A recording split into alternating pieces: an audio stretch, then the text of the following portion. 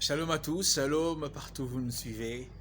C'est votre bien-aimé Mesha Kondé. Je suis très content aujourd'hui de vous faire cette petite vidéo. Vous savez, il y a quelques temps, nous avons commencé des enseignements parlant comment être puissant, être utilisable par Dieu. Vous savez que nous avons passé beaucoup de temps ensemble en train de faire de très bonnes émissions. Et aujourd'hui, le Seigneur nous a fait grâce que nous puissions encore avancer plus. Et je me souviens, il nous restait le dernier point. C'était les baptêmes de l'esprit. La Bible nous a montré cela en nous disant que Jean a dit que moi, je ne suis qu'un simple serviteur. Mais c'est lui qui viendra après moi, vous baptisera du feu et de l'esprit. Et il parlait de Jésus qui devait venir pour baptiser le peuple.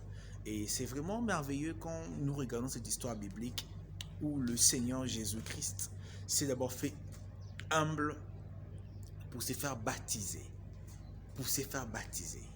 Comme un disciple de Jean. Il s'est fait baptiser. Il était dans le Jourdain et la colombe est descendue. C'était une inauguration dans le monde spirituel dans ces domaines. Et Jésus lui aussi, il a dit à ses disciples de ne pas partir, attendre encore, attendre le feu du Saint-Esprit, attendre la mission qu'ils avaient de Dieu. Mon frère, ma soeur, c'est vrai qu'il y a certains commentateurs bibliques, quand ils parlent du feu du Saint-Esprit, ils parlent du jugement, donc de l'enfer. Mais laisse-moi te dire, une fois dans la Bible, j'ai découvert dans les épîtres de Paul, où Paul disait à Timothée de ne pas éteindre le feu de l'Esprit. Ne pas éteindre.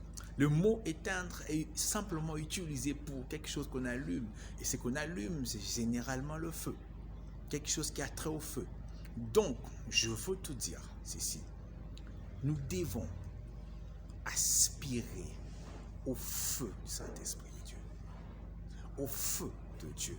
Car cela te permettra de subvenir aux besoins spirituels de la nation, de ta famille, de ton église, de ta propre vie. Pourquoi? Parce que nous avons un challenge sur cette terre.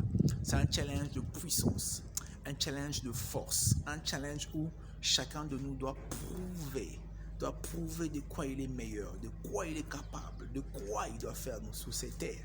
Et moi, je t'informe que toi, loin du Saint-Esprit, tu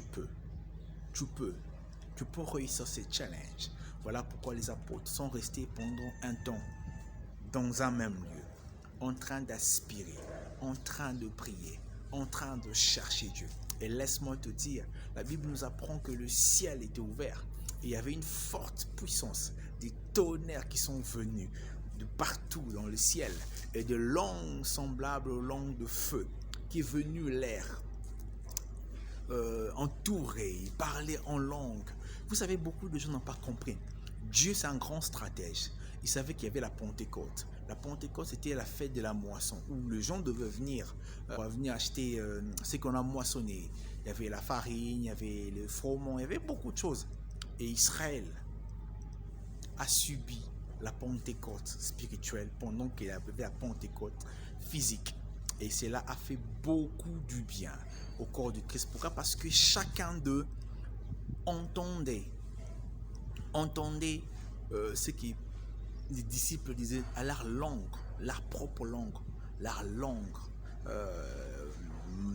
natale, les langues qui sont nés avec. Et c'était waouh. Et pourtant, ces gens n'étaient pas des gens trop instruits, c'était pas des gens qui connaissaient vraiment les écrits, donc, mais ils ont parlé. Paul n'était pas là,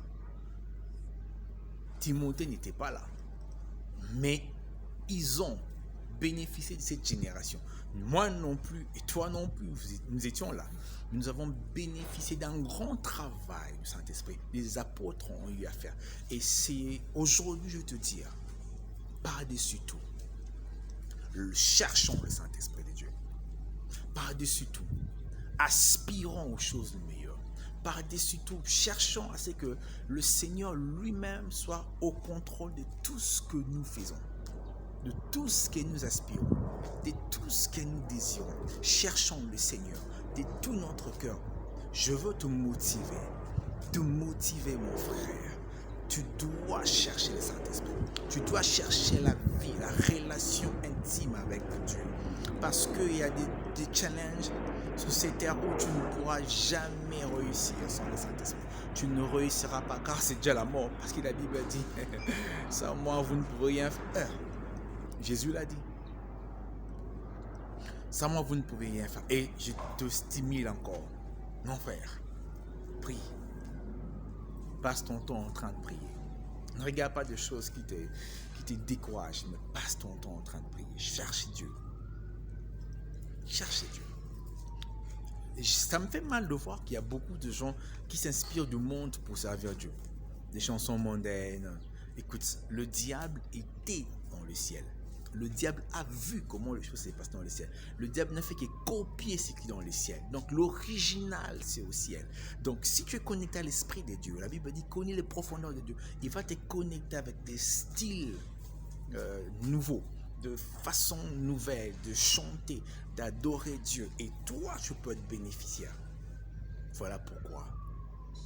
Cherchons Dieu par la prière. Et cela va vraiment te faire du bien.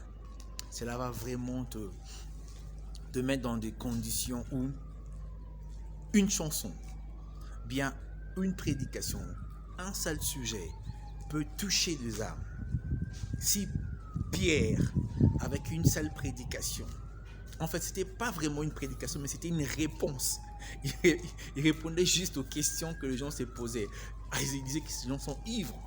Ces gens ont trop bu, mais Pierre s'est levé. Il a dit, non, on n'a pas bu. Mais c'est ce que la Bible nous dit, qu'au temps de la fin, je répandrai mon esprit. Et c'est ce que Pierre a dit. C'est vraiment ce que Pierre a fait. Et cela a transformé beaucoup. Cela a transformé beaucoup de choses. Et aujourd'hui, nous vivons de temps merveilleux. Nous vivons de temps merveilleux. Donc, je nous stimule, peuple de Dieu, de chercher Dieu. Prions Dieu. Adorons Dieu. Servons Dieu. Car notre salut en dépend. Notre salut en dépend. Car sans Dieu, nous ne pouvons rien faire. Et nous ne ferons rien sans lui. Ce monde est rempli de puissance et de challenges. Mais si tu crains Dieu et que tu marches avec la vie de ton esprit, tu ne seras plus la même personne. Et laisse-moi te dire qu'il y a des grandes choses qui arrivent. Il y a de grandes choses qui t'attendent. Il y a des grandes choses qui est là pour toi. Il y a des grandes choses qui sont là. Décidément très promptes, très disponibles pour toi. Voilà, lève-toi et avance. Que Dieu nous bénisse. Si vous avez des questions à poser, il ne faut même pas hésiter. Il ne faut pas hésiter. Il faut poser des questions, il faut le poster. On aura le temps d'échanger ensemble. Que Dieu nous bénisse.